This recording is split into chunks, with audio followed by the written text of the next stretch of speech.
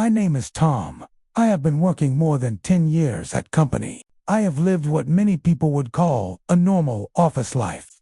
Some say it is boring, some say it is safe, and others say it is the slow road to a quiet future. For me, the office is a place where I have learned more about people, patience, and purpose than I ever expected. Today, I want to share my story not because it is extraordinary, but because it is real. And sometimes, the most ordinary lives hide the most meaningful lessons. I started working at the company when I was 22, just after graduating from university. I remember stepping into the tall building for the first time, feeling both excited and terrified. Everything looked bigger than me. The glass doors, the lobby, the elevator with its shiny buttons, and the long hallway that led to the office. I kept telling myself, "Don't mess up on your first day." That was probably the most repeated sentence in my head. My job back then was simple: support the team, answer emails, prepare documents, and learn how things worked. But the office was a world of its own, a place filled with rushing footsteps, ringing phones, printers that never worked when needed, and the quiet clicking of keyboards. At first, I felt lost. Everyone seemed to move faster than me, like they already knew a secret rulebook that I had never seen. My desk was near the window, and every morning I watched the city wake up. Cars moved like tiny metal insects. People hurried across the street, and sunlight slowly climbed up the buildings. Sometimes, I felt like I was standing still while the world outside kept racing. But little by little, I started to find my rhythm.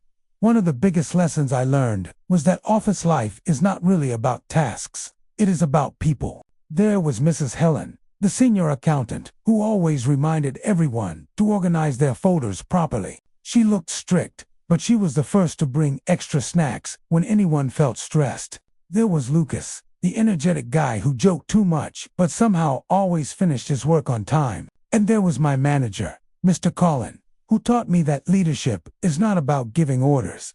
It's about being responsible for the people who follow you. Over the years, I saw how different personalities shaped the office environment. Some people worked quietly, like shadows. Others talked non-stop, turning the workspace into a small radio station. Some got angry at every small mistake, while others stayed calm even during chaos. Before working here, I thought companies ran on systems and processes. Now I know they run on humans, messy, emotional, brilliant humans. There were days when the job felt overwhelming. Deadlines arrived all at once. Emails filled my inbox faster than I could reply. And unexpected problems appeared like they had been waiting to jump at me. I remember once staying in the office until nearly midnight, trying to finish a project that seemed impossible. My eyes were heavy, my brain tired, and the office lights made everything look cold and empty. For the first time, I asked myself, is this what I want to do for the rest of my life? But then something changed. As I packed my bag, my phone buzzed with a message from my manager. "Thank you for putting so much effort into this. You're doing great." It was a simple sentence, but in that moment, it reminded me that work isn't just about pressure. It's also about recognition and growth. Sometimes, a small appreciation can bring someone back from the edge of giving up. Another lesson I learned is that the office can be a mirror. It reflects who you are when you're tired, when you're challenged, and when you're forced to collaborate with people you don't always agree with. I realized I wasn't as patient as I thought, and I tended to avoid conflict instead of facing it. But I also discovered that I could adapt quickly, learn new skills, and support others even when I was struggling myself. What I treasure the most are the quiet moments arriving early, when the office is still peaceful, drinking the first warm cup of coffee while the computer starts up, or sharing lunch with colleagues while talking about everything except work. These moments remind me that life is not just about achievement. It is also about small connections that make everyday life a little brighter.